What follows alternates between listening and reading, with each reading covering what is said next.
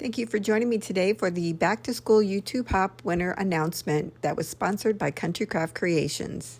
First, the designers and I would like to thank you for joining us on this fun hop. And now we are ready to announce who the winners are. Our first giveaway was for a $25 gift card, and that was for those that commented on each of the videos. Now, let's see who the winner is. Kelly Overturf, 3244. Our next $25 gift card winner will be for the scavenger hunt, and that is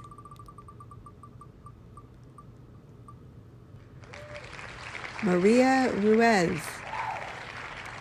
And our final giveaway is for a $75 gift card for a project creation. That was one of our projects that was shared on the hop. And the winner is Diane Weir. So congratulations, Kelly, Maria, and Diane. Please send an email to the address in the description box below by August 19th with your email so that we can get this gift card out to you.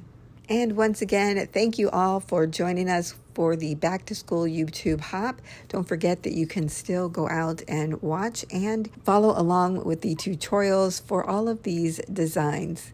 Thanks again, everyone, and we'll see you next time.